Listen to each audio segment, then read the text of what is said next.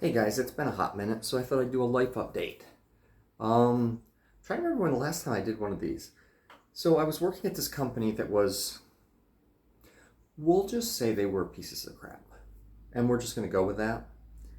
I had a lot of. So basically, there was a series of unwritten rules that nobody knew about. And was kind of like tribal knowledge that nobody would share. You had to figure it out on your own. So basically, everybody was always getting in trouble and nobody knew for why. And I had taken a position, did not realize what the job title was. And then when I got there, we had a hiccup on that. But then I found out that the job title they told me I had was still not the job title that I was filling in on. And I went from being a quality engineer to a supplier quality engineer. And our supply base, yeah, it was all based on who was cheapest. So, long story short, I worked there for 2 months, and then it was like, this is done. So fortunately, I had some money stashed away, and I was able to limp along for 2 months and get myself organized. And now I have a different position. And this one's a lot more interesting, but I don't really want to dive too deep into it. Let's just say that there's a company that wanted somebody to come in and say, what is APQP? How far off are we from it? And what do we need to do to get there? And I'm like, oh, not easy, but it's something that I've dealt with some of the stakeholders, and we're like, yeah, you guys have no basis. I'm gonna have to start saying things like, okay, what do you think is the building block, the major building block you need to have this? And they're gonna come up with all kinds of answers, and I'm gonna say, a print. The print is the Bible. So we've got that going on. And they're a good company, and the people there are so nice. I have imposter syndrome when it comes to people telling me that I am an expert. I am. I've had 20 some years experience with this, so I don't know what my problem is. Outside of that, I don't talk about my love life because it's an amazing mess. I have a couple guys from Instagram that are talking to me, which one would think would be good, except that neither of them live anywhere near me, and they both are like really sweet guys. I didn't stop because I don't think they're sweet. I stopped because I didn't know how to proceed with that sentence. The one just bailed after a couple months, which I'm good with. He was a very jealous person, and I'm not really keen on that.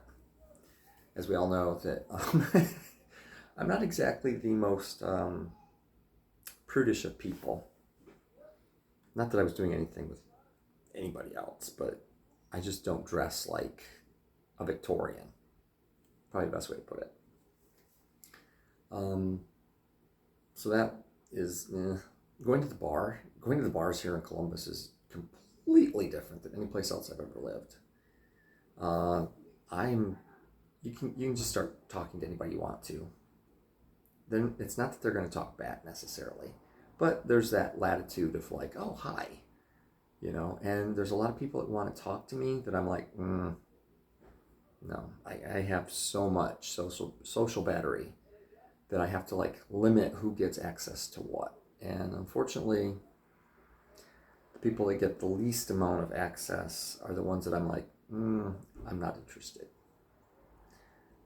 Having said that, I spend a lot of my time talking to people on Instagram saying, if you see me at the bar, walk up and say hi. The absolute worst that's going to happen is I'm going to be polite. Because I will be polite. And I've had a couple people say, hey, I see you at the bar all the time. I don't know if I should walk up and say hi. And I'm like, do it. And last weekend, I had a guy and his husband walk up and start talking to me. And I'm just sitting there like, this is fun. And it was fun. They were nice people. And that's all I'm looking for in life is to find nice people that I can talk to and get to know. what else? I've been in therapy now for 6 months. Yeah, about 6 months, 5, 6 months. And it's been really good. It went from me talking about, ooh, how crappy my life is. But it's always an adventure.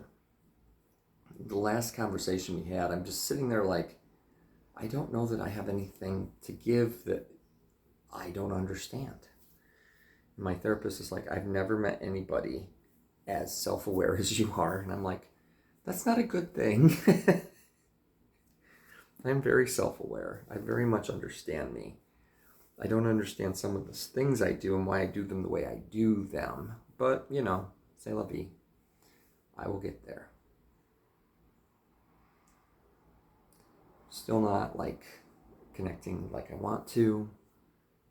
But in the long run, that which is meant to be will happen. I will stumble upon it and it will be exactly what I want. I just have to wait. And as everyone who's ever met me knows, my patience is about this long.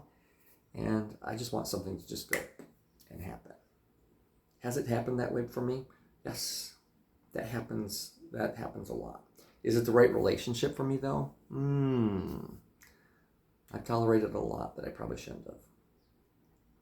But I'll get there. I have a lot of faith in me. And I've turned 55, so this is what 55 looks like in 2024. And I'm looking at pictures of guys that are in their like 40, and I'm like, oh my God. I complain about this. This is the only thing I really hate. But these other people would be thankful for this. I don't understand. I know it's genetics and it's how you live your life, but wow, some of these people really need, take a pill. Chill. Do nice things for yourself. Go work out at the gym. Speaking of which, I haven't got to do that this week. I went Monday. I had a plant tour on Wednesday, and then yesterday we have a hurricane that's like blowing around here, and I'm like, yeah, I'm just gonna stay home. So this upcoming week is going to be a lot of gym time. I love you guys. I love you, dude.